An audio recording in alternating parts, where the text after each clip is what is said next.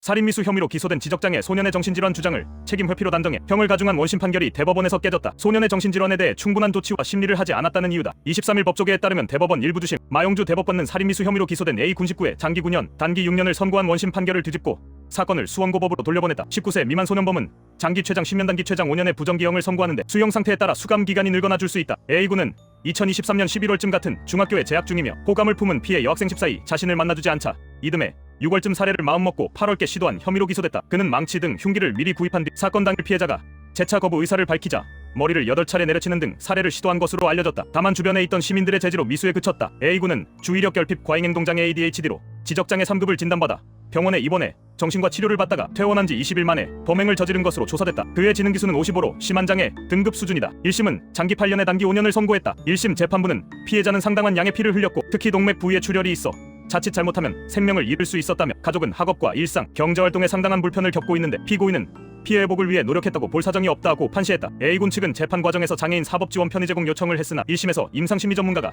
재판에 관여할 뿐 추가적인 소송 절차상 도움을 받지 못했다. 양측 항소에 열린 2심은 장기 9년, 단기 6년으로 형량을 올렸다. 2심 재판부는 피해자를 공격하게 된 동기가 단순히 자신의 호감을 받아주지 않는다는 것이어서 비난 가능성이 매우 높고 다른 참작할 사정이 없다며 자신보다 어리고 약한 피해자를 잃은 아침 등굣길에 갑작스레 공격했다는 점에서 죄질이 매우 불량하다고 질타했다. 대법은 하급심이 A군의 특성을 고려한 심리와 양형이 이루어지지 않았다며 사건을 파기환송했다. 대법은 원심은 소년이자 정신적 장애인이고 구속된 상태에 있던 피고인에 대해 절차적 권리나 방어권을 충분히 보장하기 위해 적절한 조치를 취해야 할 사정이나 사유가 있는지 살펴볼 필요가 있다고 지적했다. 그러면서 설령 그게 아니더라도 장애 내용과 정도, 재범 위험성, 치료감호 시설 치료 필요성 등에 관해 감정을 실시하는 등으로 심신미약 여부, 치료감호 청구 요구의 필요성 여부를 가려본 다음 적합한 처분을 신중히 판단해야 한다고 설명했다.